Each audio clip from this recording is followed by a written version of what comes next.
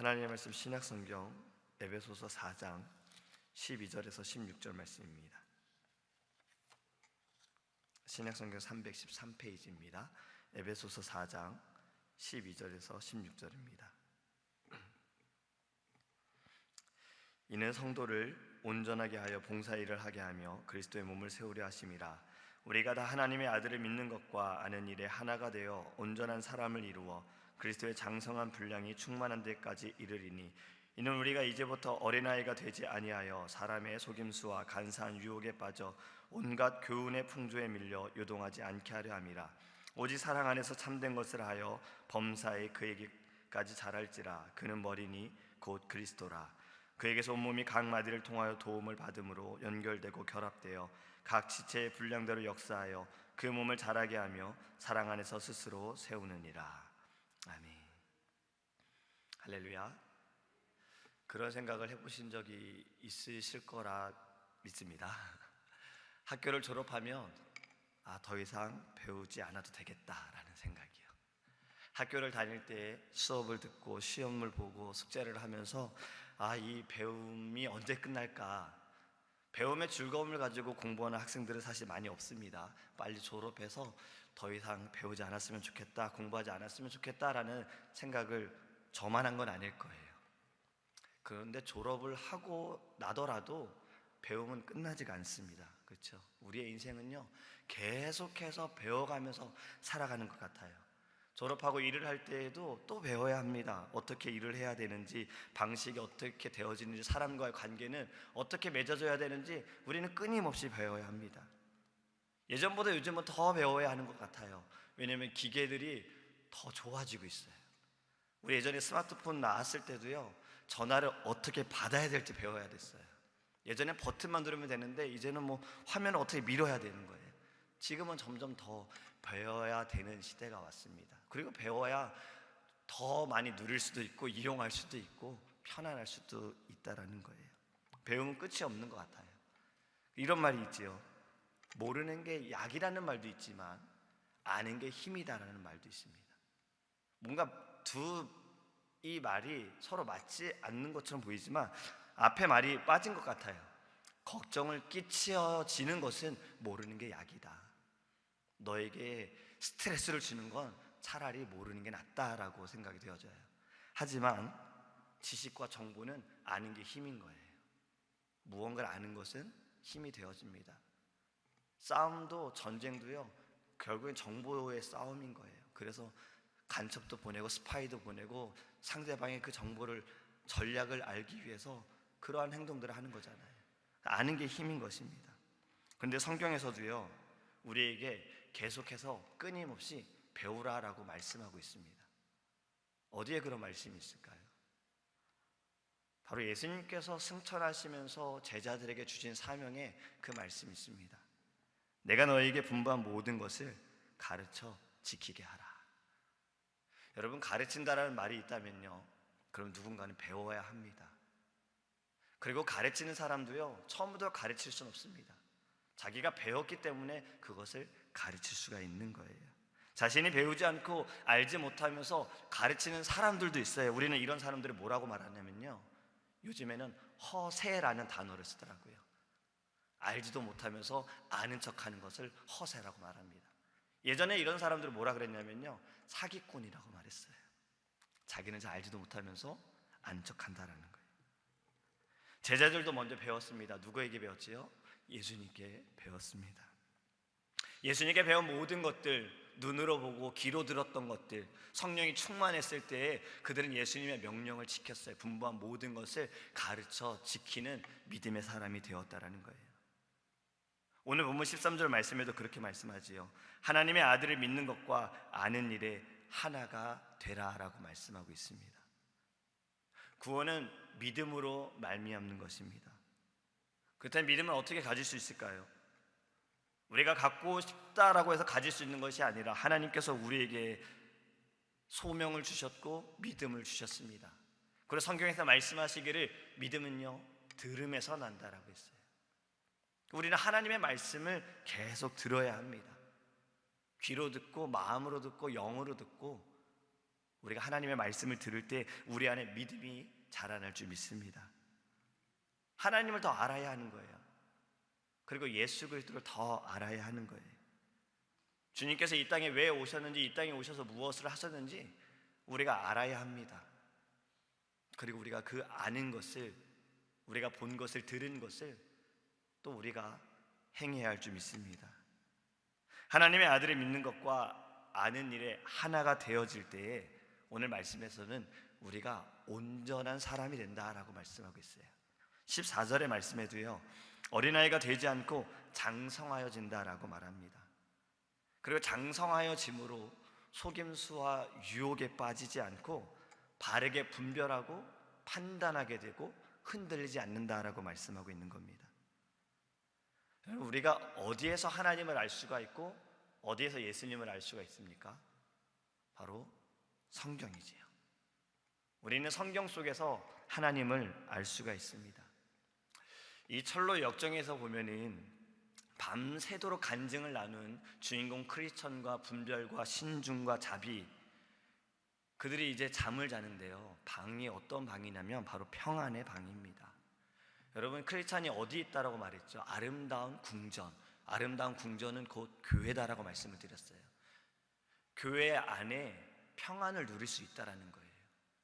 저는 교회를 오랫동안 다녔는데도 아직 평안을 누리지 못합니다라고 말하신다면 그건 진정 예수 그리스도를 만나지 못했고 성령의 충만함을 누리지 못했기 때문에 그런 겁니다. 형식적으로 교회에 온다고 평안해질 수는 없어요. 진정 주님을 만나고 이 말씀이 나의 말씀이다, 내 안에 믿음이 있고 주님만 의지할 때에 참된 평안을 누릴 수 있는 겁니다. 그렇기 때문에 이 아름다운 궁전 교회 안에 평안의 방이 있는 거예요. 거기에서 크리스천은 정말 평안한 잠을 잡니다. 그리고 아침에 일어났을 때 이 4명의 사람이 크리스천을 데리고 가는 장소가 있어요. 어디냐면 바로 도서관입니다. 아름다운 궁전에 어떻게 도서관이 있을까? 여러분, 우리 교회에도 도서관이 있습니다. 아시죠? 여기 2층에 도서관이 있어요. 이 아름다운 궁전에도 왜 도서관이 있는가? 도서관에 데리고 가서 책을 이렇게 보여줍니다. 그 책들이 뭐냐면 첫 번째는 예수님에 대한 책이에요. 두 번째는 예수님을 믿었던 자들, 믿음의 선진들에 대한 책이에요. 그리고 세 번째는요, 예수님의 긍휼하심과 자비하심에 대한 책이었어요. 마지막으로 보여준 책은 예언에 대한 책입니다. 결국에 이 모든 것을 다 합해보면요, 성경이더라고요. 하나님의 말씀을 교회 안에서 너가 배워야 한다라고 4명의 이 사람이 크리스천에게 추천하는 거였습니다. 존 버년이 이 아름다운 궁전에 도서관을 넣은 이유는요, 바로 오늘의 말씀입니다. 더 알아야 한다라는 거예요. 배워야 한다라는 거예요. 우리가 주님을 믿음으로써 아는 것도 우리에게 중요하다는 것을 이야기하고 있는 것입니다. 성경의 지식을 온전히 가지고 있어야 믿음이 온전해질 수 있습니다. 막 태어난 갓난 아이들, 그 아이들은요, 매운 것을 먹을 수가 없어요. 오직 젖만 먹어야 합니다. 장성한 이들은 매운 것도 먹을 수 있고 단단한 것도 먹을 수가 있는 거예요. 그것을 히브리서 5장 14절에는요 이렇게 말씀합니다. 단단한 음식은 장성한 자의 것이니 그들은 지각을 사용함으로 연단을 받아 선악을 분별하는 자니라. 말씀의 지식에서 자라나서 선악을 분별하는 자가 되어지고 악과 거짓에 대해서 속지 아니하는 자가 되어지고 하나님의 그 뜻을 알게 되어져서 그 뜻 가운데 서 있는 그리스도의 장성한 자가 될 수 있다는 겁니다. 그래서 아는 것과 믿는 것이 하나가 되어져야 된다는 거예요. 여러분, 우리는요, 이 말씀 속에서 진리를 발견하고 지혜를 구하고 깨달을 수 있도록 하나님께 기도해야 하는 것입니다. 우리가 교회 안에서 말씀을 듣는 것이 가장 중요한 거예요. 이 말씀이 나의 말씀이다, 내게 주시는 말씀이다. 말씀을 통해서 나의 연약함, 나의 죄를 깨닫고 주님께 돌아서는 것, 주님만을 의지하는 것, 이것이 우리에게 너무나도 중요합니다. 그리고 또 중요한 것이 있어요. 바로 성경 공부입니다. 우리 성경 공부도요, 적극적으로 참석해야 돼요. 베레아 성도들에 대해서 성경에서 뭐라고 말씀하고 있습니까? 베레아 성도들은요, 간절한 마음으로 말씀을 받고 이것이 그런가 하여 날마다 상고했다라 그랬어요. 그들 함께 모여서 계속 말씀을 서로 나누었던 것입니다. 여러분, 우리가 뭐 천지 창조의 순서, 하나님께서 첫째 날 무엇을 만드시고 둘째 날 무엇을 만드시고 몰라도 우리가 예수님을 믿으면 천국에 갈 수 있어요. 물론 이것이 답입니다. 하지만 믿는 자로서 하나님께서 행하신 모든 것을 우리는 알아야 합니다. 그리고 그 아는 것을 내가 믿고 또 내가 그것을 행하고 또 다른 이들에게도 증거할 줄 아는 자가 되어야 합니다. 여러분, 예수님을 더 알고 싶으십니까? 예수님을 더 알기 원하십니까? 어제 아이들과 이러한 말씀을 잠깐 나누었어요. You first, me first. 너가 먼저, 아니 내가 먼저라는 말씀을 잠깐 나누었거든요. 이 말씀 가운데 이런 이야기를 함께 나누었어요. 바로 소와 사자의 사랑 이야기예요. 좀 말이 안 되죠. 동화와 같은 이야기입니다. 소와 사자가 사랑한다라는 거. 근데 소하고 사자가 너무 사랑해서 결혼을 했어요. 소가 사자를 사랑하기 때문에 자기가 가장 사랑하고 좋아하는 풀을 사자에게 줬습니다. 사자가 풀을 먹나요? 안 먹어요. 근데 사자도 소를 너무 사랑해서 자기가 좋아하는 고기를, 소고기는 아니겠죠? 고기를 소에게 갖다 줬어요. 소가 먹나요? 안 먹어요. 그런데 자기들이 생각할 때는 자기가 이 상대방을 너무 사랑하니까 내가 좋아하는 것을 자꾸 줬던 거예요. 이 이야기의 결론은요, 결국에 소와 사자는 헤어졌습니다. 왜냐하면 견디질 못해서, 먹을 수가 없으니까 견디질 못해 헤어졌다는 이야기. 이 이야기가 주는 교훈은 그겁니다. 내가 좋아하는 것을 상대방이 다 좋아할 거다라는 게 아닌 거예요. 내가 누군가를 사랑한다면 상대방을 알아야 한다라는 거예요. 그리고 상대방이 좋아하는 것을 내가 줄 아는 것이 사랑이다라고 이야기하고 있는 겁니다. 그렇다면 이 말씀이 어떻게 적용이 되겠습니까? 우리가 예수님을 사랑한다면요, 예수님을 알아야 하는 거예요. 예수님이 무엇을 좋아하시는지, 예수님이 우리에게 무엇을 원하시는지, 그것을 우리가 해야 되는 거예요. 내가 좋아하는 것을 한다고 예수님이 좋아하시는 게 아니라는 겁니다. 주님이 좋아하시는 것을 우리가 해야 된다는 거예요. 어제부터 아이들과 새롭게 이제 또 제자훈련이 시작이 됐습니다. 이번 제자훈련의 주제는요, 성경 캐릭터, 성경의 인물들에 대해서 우리가 함께 공부를 하고 있어요. 어제는 아브라함에 대한 말씀을 나누었어요. 그 아브라함의 이야기를 1시간 반 동안 하기에는 물론 짧아요. 근데 아이들에게는 더 깊게 얘기하기는 어렵잖아요. 아이들하고 이런저런 이제 아브라함에 대해서 이야기를 할 때 이삭을 바치는 사건에 대해서 처음 들었던 아이들은 굉장히 충격을 받는 거예요. 어떻게 아빠가 100살에 얻은 그 아들을 어떻게 하나님께 바칠 수 있는가? 그리고 아이들에게 물었어요. 너희들에게 가장 소중한 게 무엇이냐라고 물었어요. 대부분의 대답이 가족이었습니다. 부모님이었고 동생이었어요. 그럼 네가 동생을 바칠 수 있겠느냐? 아니요. 여러분, 그건 저도 그렇게 대답할 수가 없습니다. 하지만 우리가 왜 아브라함에 대해서 배웁니까? 아브라함의 믿음. 하나님께서 아브라함이 네 믿음이 이만하면 됐다, 내가 보았다라고 말씀하신 것이 이삭을 바치는 그 사건 때였습니다. 여러분, 우리가 아브라함이 자신의 생각대로 내가 아는 대로 행했다면 이삭을 절대 바치지 않았을 겁니다. 하지만 그는 하나님을 알았습니다. 아는 것으로 끝난 것이 아니라 믿었습니다. 하나님이 준비하셨을 것이고 예비하셨을 것이다. 어떤 이 대화에서 아브라함과 이삭의 대화에 이삭의 주제에 맞춰서 이야기하는 것이 있었어요. 아버지, 재물은 어디 있습니까?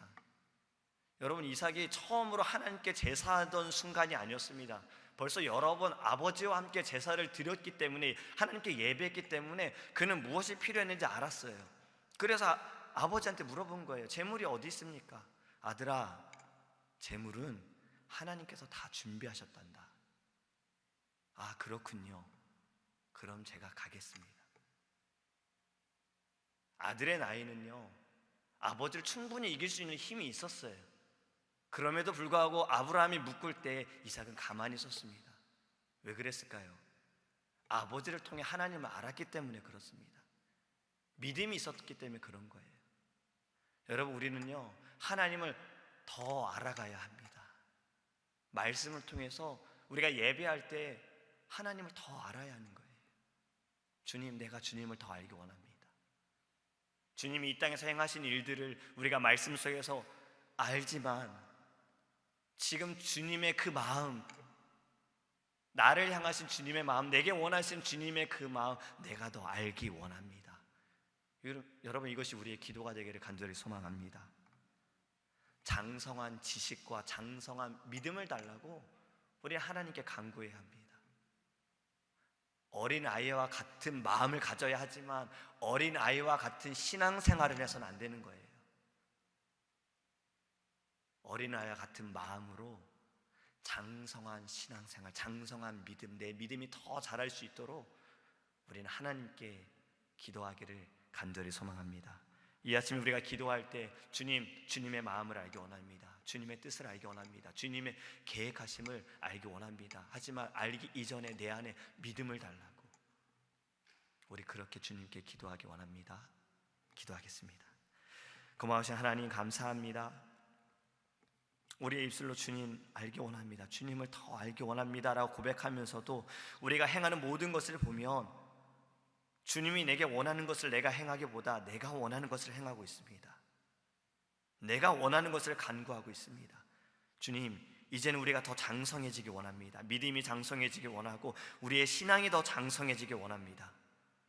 성숙한 믿음으로 하나님의 마음을 더 알게 하여 주시옵소서. 주의 말씀을 들을 때 주님의 그 뜻을 알게 하여 주시옵소서. 내가 원하고 내가 좋아하는 것을 주님께 드리는 것이 아니라 주님이 기뻐하시고 주님이 좋아하시고 주님이 원하시는 것을 우리가 주님께 드리게 하여 주시옵소서.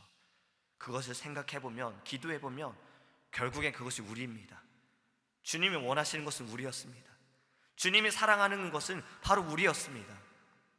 우리 자신을 드리기 원합니다. 나의 모든 것, 나의 시간과 나의 물질과 나의 마음과 나의 모든 것들을 주님께 드리게 하여 주시옵소서. 하나님, 우리의 지식이, 우리의 믿음이 장성하여져서 분별하게 하여 주시고 흔들리지 않게 하시며 온전히 이 믿음의 길을 갈 수 있도록 주님 우리와 동행하여 주시옵소서. 감사드리며 예수님의 이름으로 기도합니다. 아멘. 하늘에 계신 우리 아버지여, 이름이 거룩히 여김을 받으시오며 나라의 임하옵시며 뜻이 하늘에서 이룬 것 같이 땅에서도 이루어지이다. 오늘날 우리에게 일용할 양식을 주옵시고 우리가 우리에게 죄 지은 자를 사하여 준 것 같이 우리의 죄를 사하여 주옵시고 우리를 시험에 들게 하지 마옵시고 다만 악에서 구하옵소서. 대개 나라와 권세와 영광이 아버지께 영원히 쌓나이다. 아멘. 내 영 기뻐 노래합니다. 이 소망의 언덕 기쁨의 땅에서 주께 사랑드립니다. 오직 주의 임재 안에 갇혀 내 영 기뻐 찬양합니다. 이 소명의 언덕 거룩한 땅에서 주께 경배드립니다. 주께서 주신 모든 은혜 나는 말할 수 없네. 내 영혼 즐거이 주 따르렵니다. 주께 내 삶 드립니다. 주